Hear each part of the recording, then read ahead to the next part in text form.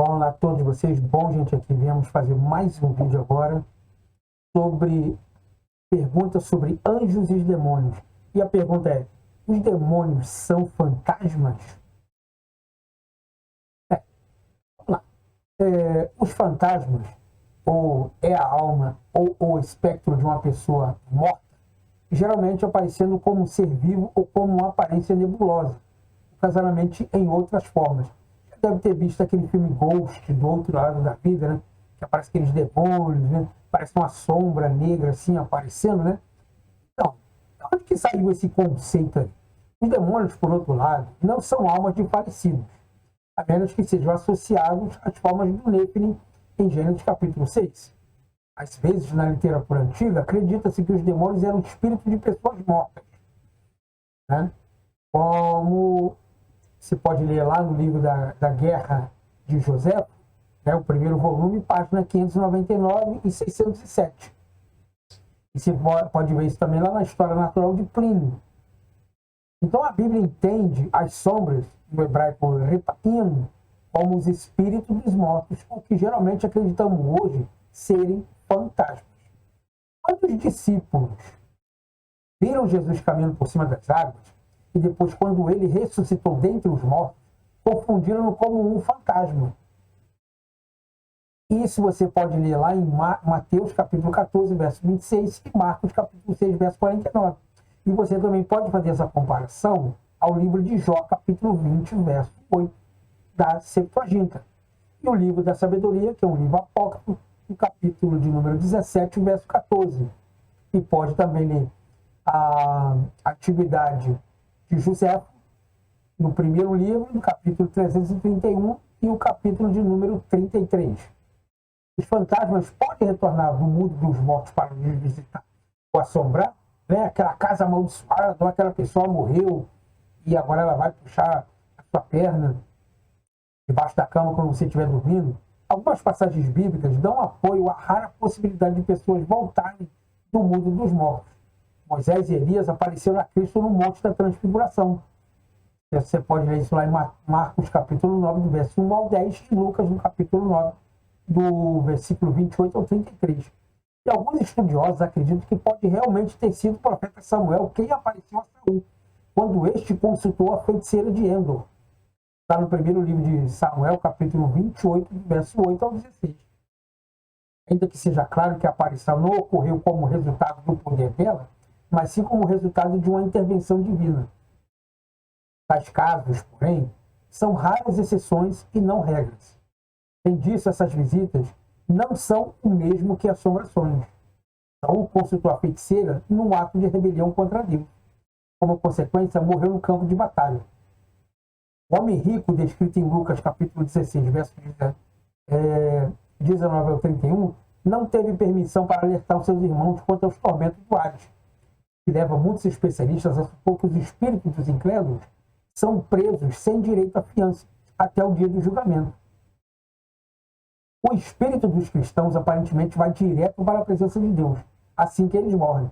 Isso você pode ler lá em 2 Coríntios capítulo 5, do verso 4 ao 11, Filipenses capítulo 1, verso 21 ao 24, e não se trata de um ensino bíblico normativo, que o espírito dos santos podem voltar para visitar os vivos. Por outro lado, não há nenhuma evidência bíblica explícita de que eles não podem fazer isso.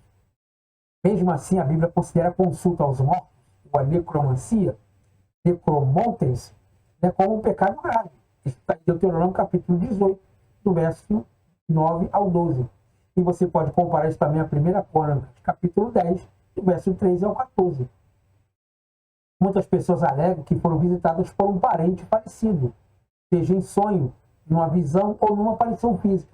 Como podemos discernir as visitas que não são iniciadas pelas pessoas visitadas?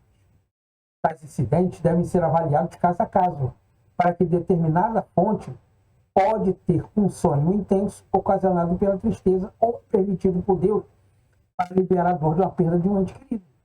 Está em Atos capítulo 16, verso 9. Muitas das vezes nós pensamos em certas pessoas, sentimos o cheiro dela, né, ou muitas das vezes a presença, porque isso já está impregnado dentro da natureza do ser humano. E muitas das vezes achamos que é um fantasma que vem nos visitar. Também pode ser de uma alucinação, um demônio ou um anjo em alguma outra coisa. Em última análise, se o fantasma ensina segredos ou falsas doutrinas, ou se encoraja pessoas a envolver-se com um satitarismo, certamente não pode ter sido enviado por Deus. Então, o que pode acontecer é que de muita ocupação vem os sonhos e da boca do tolo a tolice. Então, você também pode ter uma visão, isso pode ser alguma coisa natural da sua vida, ou muitas vezes eles mesmos podem aparecer. Agora, o que não pode aparecer é os mortos saindo dos túmulos para atormentar as pessoas. Essa palavra fantasma, que vem do inglês phantom, quer dizer algo sobrenatural, né? Não é dessa natureza, é estranho porque, na verdade, as escrituras não diz nenhum fato relacionado a pessoas que saíram do túmulo para voltar para perturbar certas pessoas. Não existe tal situação nas escrituras. A questão de saúde ter sido levantada pela feiticeira de Endor é uma outra situação totalmente diferente dessa que nós estamos falando aí. Então, Hollywood, muitas das vezes, ele enfatiza muito a questão do mundanismo, né? Do demonialismo, para que as pessoas sejam acometidas de tais medos, que na verdade não é. Entendeu? Então, na verdade, fantasmas não existem. Pessoas que morrem não podem voltar, tá, a atormentar outras pessoas. E essas pessoas, quando morrem, também não podem voltarem para trazer calamidade nem fazer justiça, como aconteceu no filme Ghost do Outro Lado da Vida. Muito bom. Eu assisti ele no cinema, assisti ele em VHS, em DVD, em Blu-ray. É um filme espetacular mesmo. Mas não condiz com a realidade da Bíblia. A realidade da Bíblia é uma coisa e o filme é uma máquina de fantasia de Hollywood. Então, o fantasma não existe e eles também não podem voltar. Bom, espero que você tenha gostado dessa aula e nos vemos então numa próxima gravação. Muito obrigado pela sua atenção.